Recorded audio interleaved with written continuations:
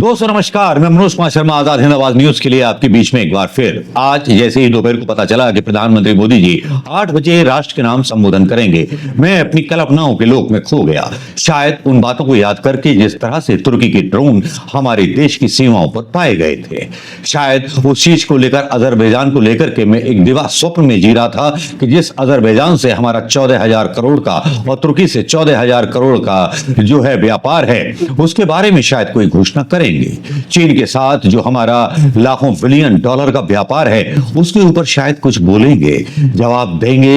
इन शत्रु राष्ट्रों को, आतंक को आश्रय देने वाले उन लोगों के खिलाफ बोलेंगे जिन्होंने भिखारी पाकिस्तान को IMF पर लोन दिया। लेकिन यहां प्रधानमंत्री मोदी जी केवल वही बात बोल रहे थे जो सेना ने बोली। सेना ने अपनी बातें भले नपे तुले अंदाज में कही, लेकिन क्या यही सच था? क्या हमें उम्मीद थी? लेकिन प्रधानमंत्री सिर्फ उतना ही बोले। प्रधानमंत्री ने अपने भाषण में नहीं बोला कि चीन से हम अपने व्यापारिक संबंध तोड़ लेंगे, हम अमेरिका से अपने व्यापारिक संबंध तोड़ लेंगे। एक बार भी विश्व बिरादरी को संदेश देते हुए यह नहीं कहा कि विश्व बिरादरी को जरूरत नहीं है कि वो हमें बताए कि कब युद्ध विराम करना है, कब नहीं करना है। लेकिन यहां उन्होंने इस बात की पुष्टि की कि पाकिस्तान के DGMO ने हमारे DGMO से बात की और युद्ध विराम हो गया। क्या प्रधानमंत्री मोदी जी ने DGMO को इतनी पावर दी थी, या प्रधानमंत्री मोदी के पास पाकिस्तान के प्रधानमंत्री का फोन आया था? क्या वह रोए थे, गिड़गिड़ाए थे?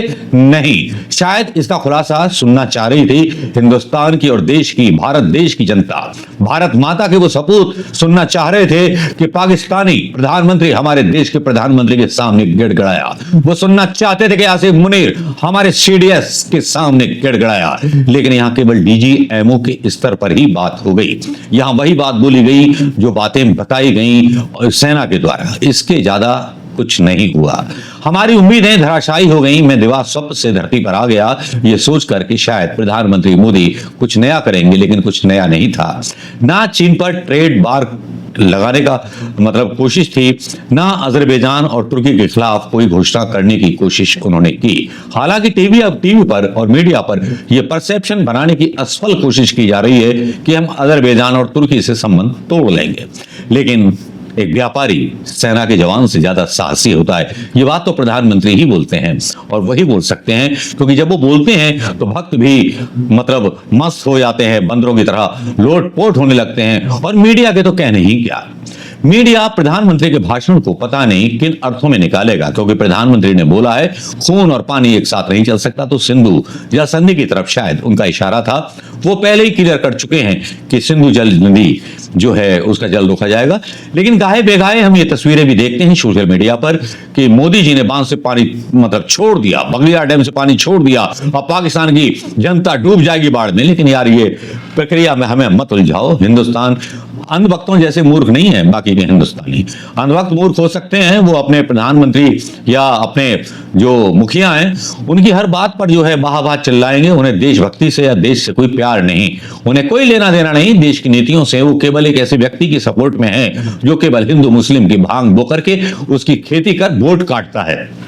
खैर दोस्तों, आज जिस तरह से निराश किया प्रधानमंत्री मोदी ने, उससे पहले एक घटनाक्रम और हुआ। घटनाक्रम यह हुआ कि ठीक प्रधानमंत्री मोदी के भाषण से पहले मतलब डोनाल्ड चचा का, जो भक्तों के चचा हैं डोनाल्ड, और भारतीय जनता पार्टी के पिताजी हैं, मतलब मैं नहीं कह रहा हूं, ये सुरेंद्र राजपूत ने कहा एक डिबेट में, कांग्रेस के प्रवक्ता ने, कि भाजपा के बाप हो सकते हैं डोनाल्ड ट्रंप, हमारे बाप नहीं हो सकते। उन्होंने कहा कि मैंने एटॉमिक पावर का मतलब एक एटॉमिक युद्ध हो सकता था, मैंने उसको रुकवा दिया। क्या इस पर कोई संज्ञान नहीं ले सकते थे प्रधानमंत्री मोदी कि तुम्हारी हिम्मत कैसे हुई डोनाल्ड ट्रंप कि तुम हमारे नीति के मामलों में और हमारे बीच के मामलों में बोलो? ऐसी कौन सी नस है जो डोनाल्ड ट्रंप के पास दबी हुई है और प्रधानमंत्री चुप हो जाते हैं? ऐसी कौन सी नस है चीन के पास जो प्रधानमंत्री बोल नहीं पाते जिनपिंग के सामने? ऐसी कौन सी बात है जो इन देशों के खिलाफ एक भी बयान नहीं दे पाते? अरे वो जमाना था, आज इंदिरा गांधी को याद क्यों ना करें? इंदिरा गांधी के बारे में बोलते हैं कि साहब जब मनमोहन सिंह का जमाना था, जब इंदिरा गांधी को याद नहीं किया, इतने सारे आतंकी हमले हुए, इंदिरा गांधी को याद नहीं किया। आज इंदिरा गांधी को याद कर रहे हैं, भैया याद तो करना पड़ रहा है। तो परेशानी इस बात की है कि ये युद्ध काल आपने खुद ही घोषित किया था और बोला था अपने ट्वीटों में बहुत सारे भाजपा के नेताओं ने कि अब कमी नहीं होगी। लेकिन ट्रंप ने क्या बयान दिया, जरा ये सुन लीजिए, उससे के बाद आगे बढ़ना मुनासिब होगा। क्योंकि ट्रंप, मैं धारा प्रभाव बोलूंगा तो फिर आप समझ नहीं पाएंगे चीजों को, लेकिन ट्रंप ने किस तरह से बेइज्जती की और किस तरह से कहा है। और ट्रंप के बेटे ने भी कहा कि मैं अपने पिता को परमाणु युद्ध रुकवाने के लिए धन्यवाद देना चाहूंगा, और एटॉमिक पावर युद्ध हो सकता था या पाकिस्तान एटॉमिक बम गिराने वाला था, मोदी जी डर गए या क्या हुआ ये कह नहीं सकते। लेकिन असली कहानी इसके पीछे और भी है, उसके बारे में ही बात करेंगे, लेकिन पहले ट्रंप का ये बयान सुनिए। And let me say a few words about the historic events that took place over the last few days. On Saturday, my administration helped broker a full and immediate ceasefire, I think a permanent one, between India and Pakistan, ending a dangerous conflict of two nations with lots of nuclear weapons. And they were going at it hot and heavy, and it was seemingly not going to stop. And I'm very proud to let you know that the leadership of India and Pakistan was unwavering, powerful, but unwavering in both cases, and having these, they really were, from the standpoint of having the strength and the wisdom and fortitude to fully know and to understand the gravity of the situation. And we helped a lot. And we helped also with trade. I said, come on, we're going to do a lot of trade with you guys. Let's stop it. Let's stop it. If you stop it, we're doing trade. If you don't stop it, we're not going to do any trade. People have never really used trade the way I used it. That I can tell you. And all of a sudden they said, I think we're going to stop. And they have. And Trump का ये बयान आपने सुन लिया होगा। मोदी जी के बारे में जो उम्मीद थी वो भी आपने मेरी सुन ली होंगी। लेकिन हुआ क्या आखिर? क्या हुआ कि 7.5% राफेल का जो था शेयर मार्केट प्राइस गिर गया। दसा जो बनाती है राफेल को, ऐसा क्या हुआ? इसका गूगल करके देख लीजिए। इसके बारे में कल एक बड़ा डिटेल वीडियो बना देंगे। यहां होता बहुत कुछ है। स्ट्राइक हो जाती है 9 आतंकवादी ठिकानों पर। हमारी सेना जो है अपने भरपूर पराक्रम का प्रदर्शन करती है। S-400 पाकिस्तान की तरफ से आने वाले हर मिसाइल और हर चीज का जवाब देते हैं। 2 जहाज हम गिराते हैं। हमारा राफेल भी इसमें एक शहीद होता है, जिसकी पुष्टि की जाती है अमेरिका के अखबारों के द्वारा और भी बहुत सारे अखबारों के द्वारा। यहाँ पर राफेल के बारे में इतना हंगामा मचाया जाता है और बताया जाता है कि सेना तैयार थी। दोपहर 3 बजे जब इंटेलिजेंस मिली कि यहाँ पर चीन ने अपना पूरा जाल 2 दिन बाद बिछा दिया है, उसके अत्याधुनिक मतलब जो हथियार है वहां लगे हुए हैं, और दावा यह किया जा रहा है कि चीन की मिसाइल से राफेल का नुकसान हुआ। भारत खोना नहीं चाहता था अपने राफेल, इसलिए 300 किलोमीटर दूर एयरबेस इंडिया के अंदर से उड़ानें भरनी पड़ रही थी।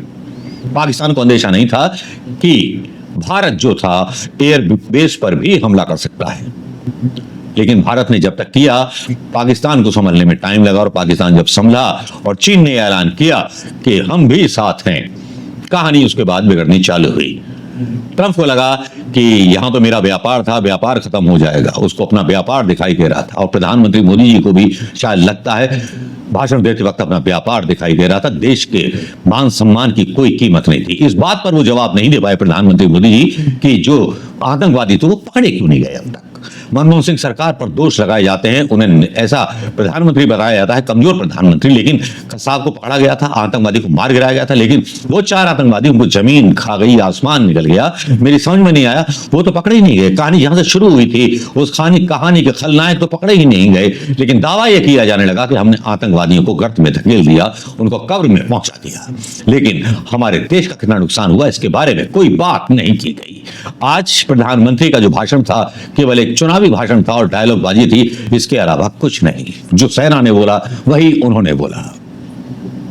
लेकिन सच्चाई तो यह है कि हमें उम्मीद नहीं थी कि प्रधानमंत्री मोदी जी इस तरह से रिएक्ट करेंगे, कि ना तो ट्रंप के बयानों पर वो रिएक्शन देंगे, ना चीन जिस तरह से पाकिस्तान के समर्थन में खड़ा हुआ उसके खिलाफ ट्रेड बार का ऐलान करेंगे, जिस तरह से तुर्की और अजरबैजान सपोर्ट कर रहे थे पाकिस्तान को, उसके बारे में भी कुछ नहीं बोला। एक संदेश दे सकते थे, इंदिरा गांधी ने भी संदेश दिया था जब बांग्लादेश अलग हो रहा था, जब उनसे एक बीबीसी का पत्रकार पूछ रहा था, उस टाइम मीडिया था नहीं था, तो उन्होंने बोला था मैं कैसे बर्दाश्त कर लूं कि रिफ्यूजी मेरे यहाँ आए और बलात्कार करे, पाकिस्तान की सेना महिलाओं की इज्जत लूटे, मैं कैसे बर्दाश्त कर लूं, मैं कार्रवाई करूंगी।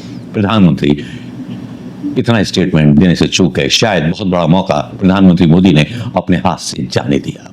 आपको क्या लगता है दोस्तों कि प्रधानमंत्री मोदी को अपने भाषण में क्या बोलना चाहिए था?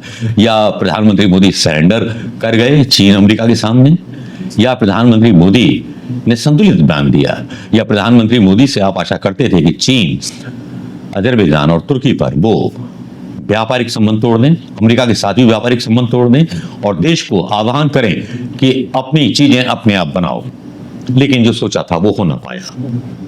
बस सेना के बयान को दोहरा दिया गया। बस अपनी प्रतिक्रियाएं दें दोस्तों, बाकी तो मैं क्या बोलूं, आप तो समझदार हैं, देश के मतलब जागरूक नागरिक हैं, तो अपनी प्रतिक्रियाएं जरूर दीजिएगा दोस्तों। नमस्कार, जय हिंद।